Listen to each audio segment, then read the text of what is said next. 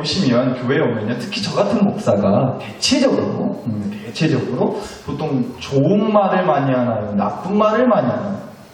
그쵸? 네, 또 축복의 말을 많이 할까요? 저주의 말을 많이 할까요? 그쵸? 혹시 저한테 뭐 나쁜 말, 저주의 말 들어서 상처받으신 분? 혹시 또 계실까 싶어 걱정되긴 하는데, 제 기억에는 잘 없는 것 같은데. 여러분, 사실 그래요.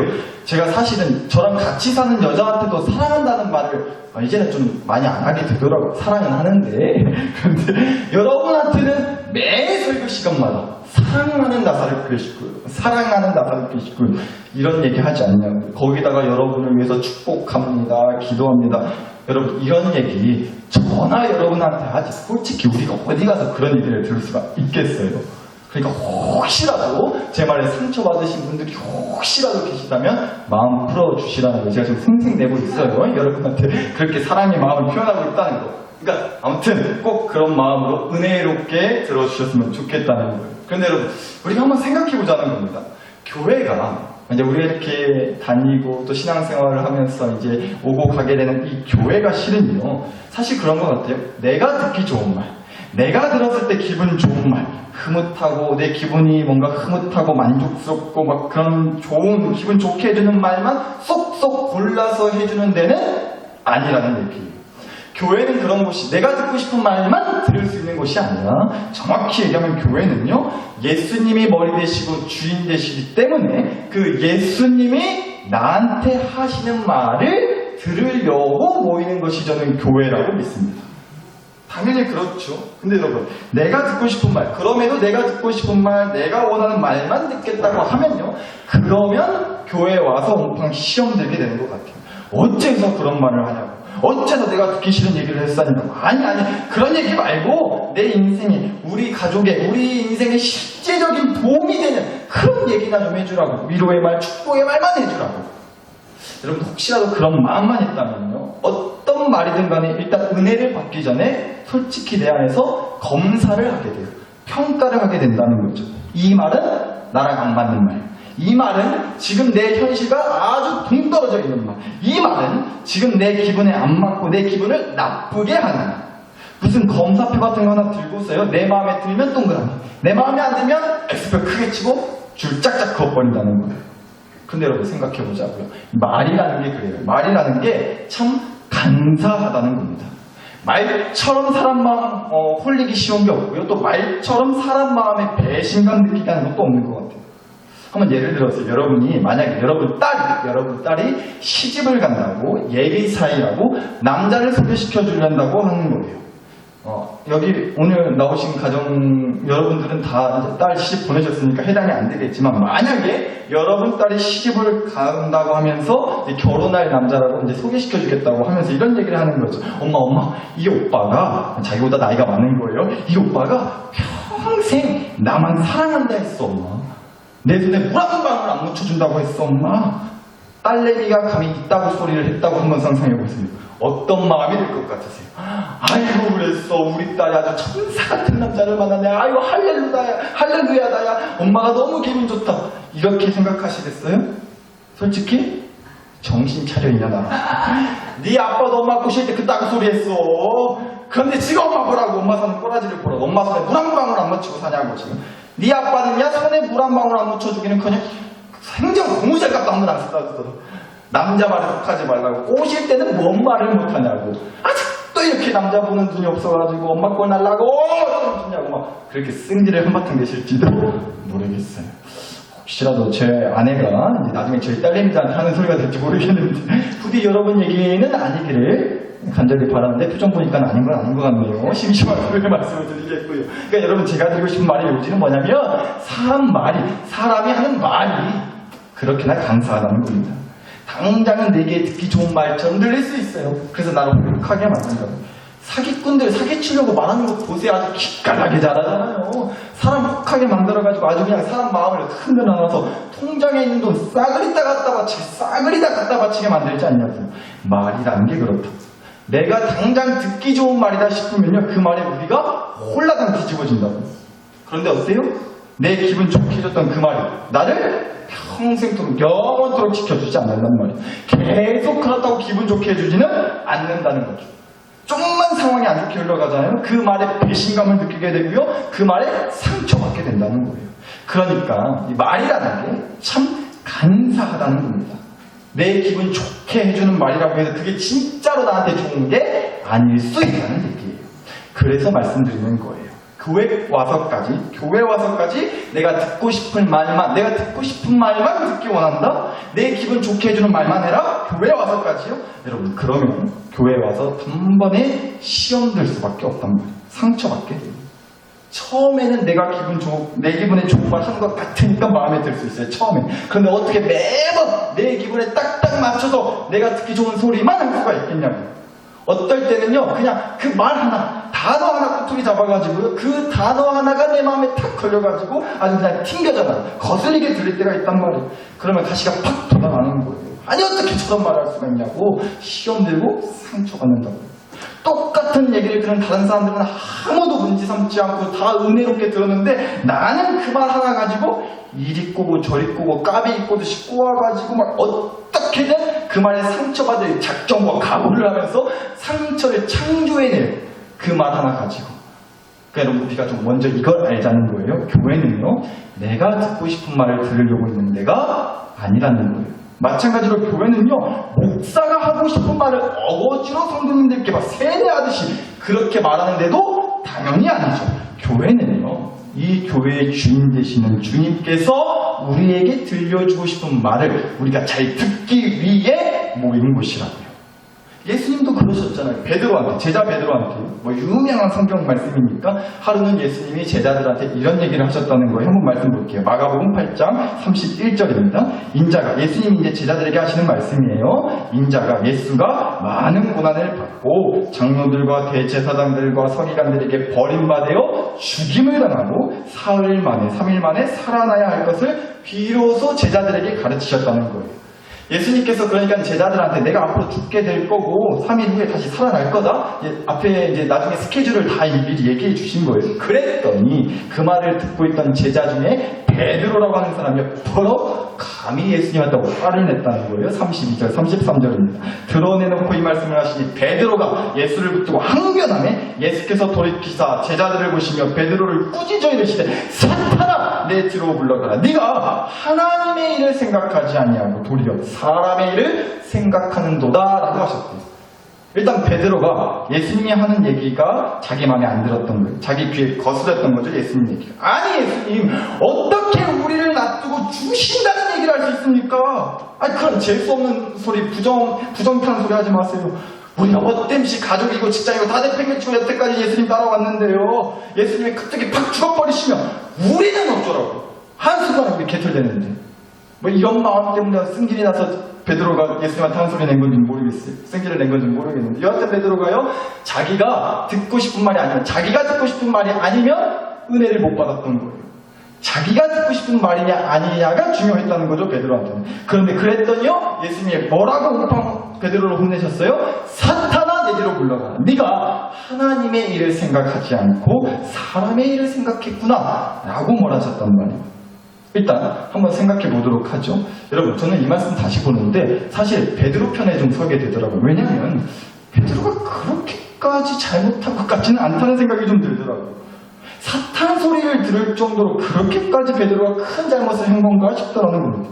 여러분, 베드로 입장에서는 사실 충분히 할 수 있는 얘기 아니에요. 자기들 걱정도 되겠지만 자기들 걱정돼서 그렇게 예수님한테 뭐라 한 거일 수도 있지만 일단 제자 입장에서 아끼는 너무나도 존경하고 사랑하면서 따랐던 그 예수님, 스승 예수님이 하루아침에 죽는다 소리 하면 그 예수님을 아끼고 믿고 사랑하는 제자 입장에서 생각했을 때 충분히 뭐 할 수 있는 얘기지 않겠냐.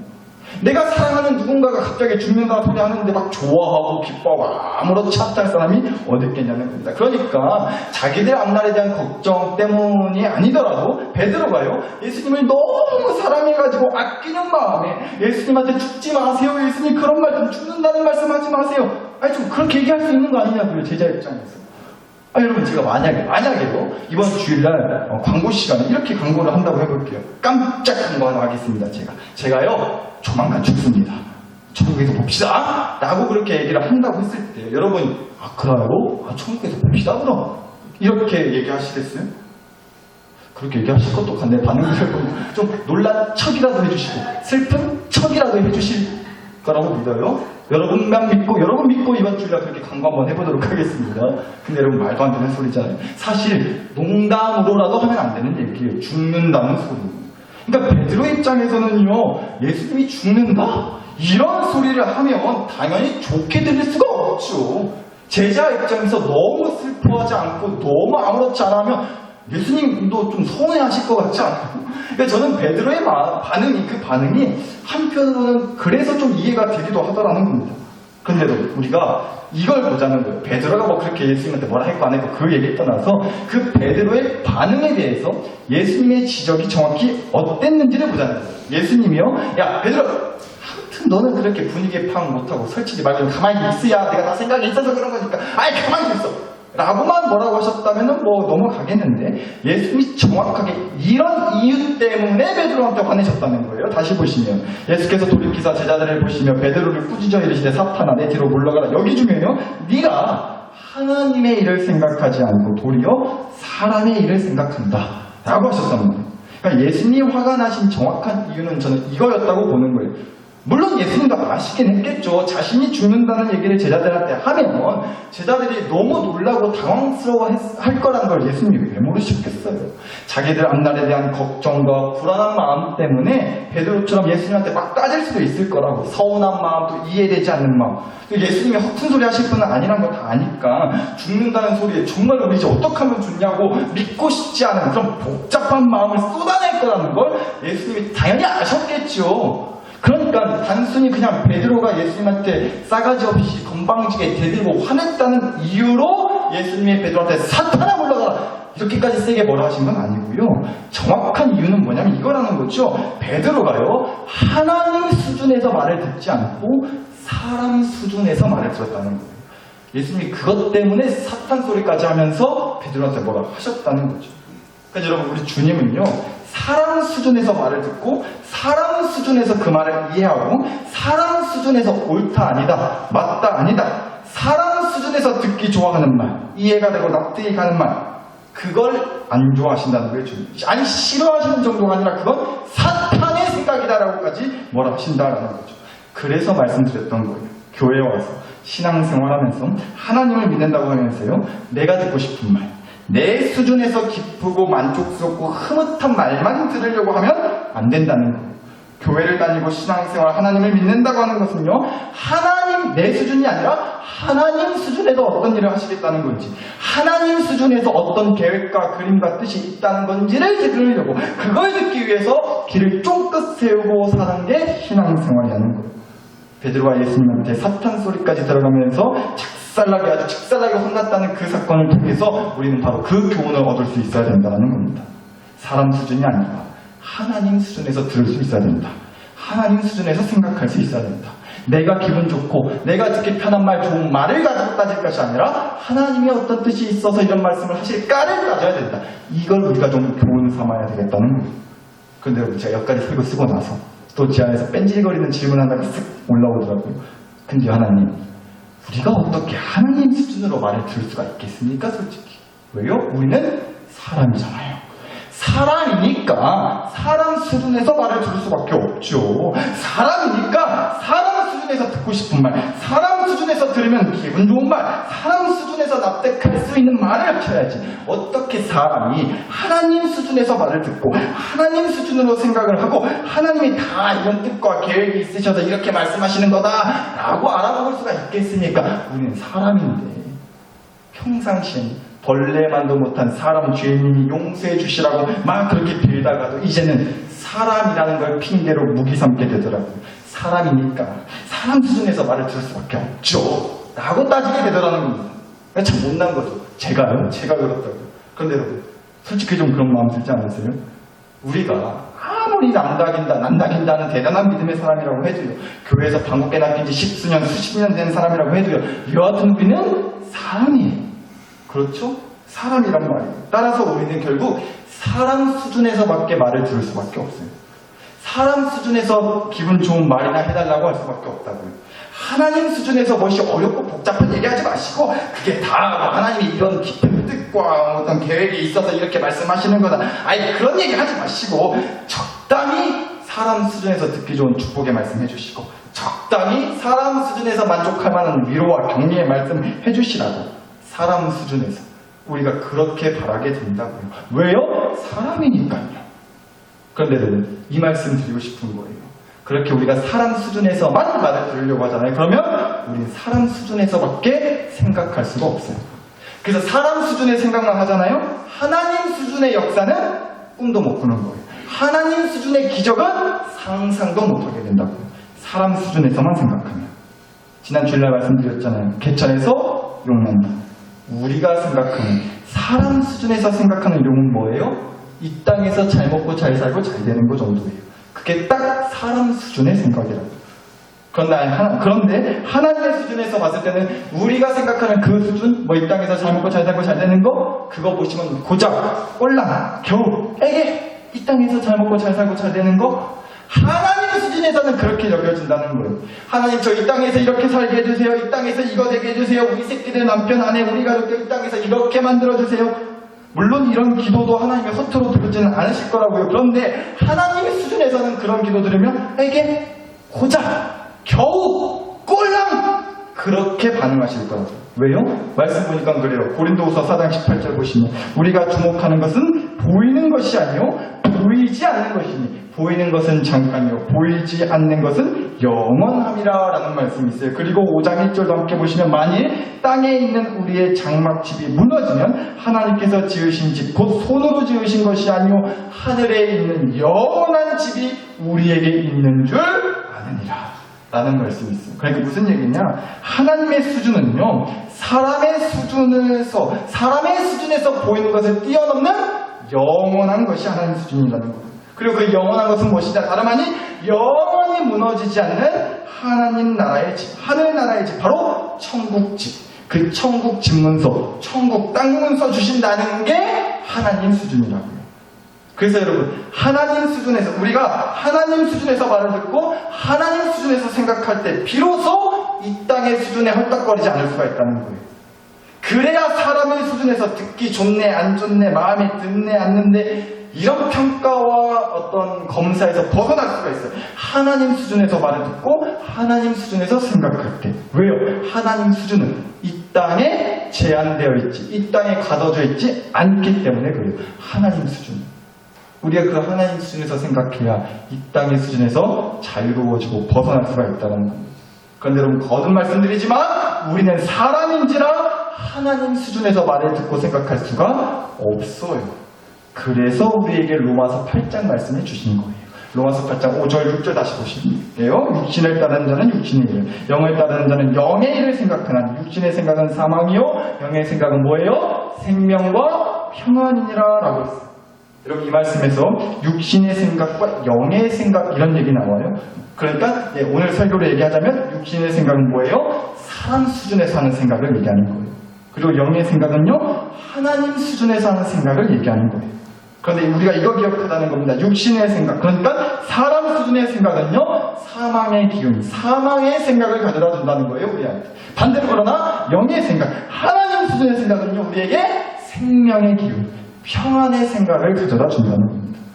여러분 그래서 또 우리에게 11절 말씀 보게 하셨어요. 11절 예수를 죽은 자 가운데서 살리신 이의 영이 너희 안에 거하시니 그리스도 예수를 죽은 자 가운데서 살리신 이가 너희 안에 거하시는 그의 영으로 말미암아 너희 죽을 몸도 마시리라 살리시리라 라고 나온다. 뭐 어렵게 이 말씀 얘기할 거 없어요. 그러니까 이런 얘기예요. 우리 안에 하나님의 영이 거해야 된다는 거예요. 그래야 살 수 있다는 거예요. 그래야 생명이 있고 평안이 있다는 거예요. 왜요? 하나님의 영이 내 안에 거하셔야 내가 그래서 하나님 수준에서 생각을 하고 하나님 수준에서 말을 들을 수 있기 때문에 그래요. 그런데 영의 생각, 하나님 영인 수준의 생각은요 생명의 얘기예요. 평안의 생각을 우리에게 가져다 준단 말이에요. 그래서 그 하나님의 영이 내 안에 거하시면 내가 비로소 생명을 누리고 평안을 얻을 수 있게 된다는 겁니다. 그러니까 오늘 이 밤 우리가 무엇보다 먼저 해결해야 될 것은 바로 이거지 않겠냐고요. 내 안에 하나님의 영, 성령 하나님이 거하시도록 하는 것. 오늘 이 밤 우리가 반드시 그거 해결하고 돌아가야겠다는 겁니다. 살나살교 식구 여러분, 내 안에 나만 가득하잖아요. 내 안에 나만 가득하면 우리가 절대로 교회 다니고 하나님 믿는다고 신앙생활 한다고 하지만서도요 만족할 수 없어요. 왜냐하면 생명의 기운이 평안이 머물 수가 없거든요. 내 안에 나만 가득하면 교회 와서 어떤 말을 들어도 배를 꿔서 들을 수밖에 없어요. 뾰족한 가시처럼 날카롭게 반응할 수밖에 없어요. 내 안에 나만 가득하면. 그런데 그런 나로 가득한 내 안을 정리해 주시고 억눌러 주시고 다스려 주시고 다듬어 주시는 분이 바로 우리 성령 하나님이시다. 그 성령 하나님이 내 안에 거하셔야 은혜가 진짜 은혜가 되고 위로가 진짜 위로가 되는 거예요.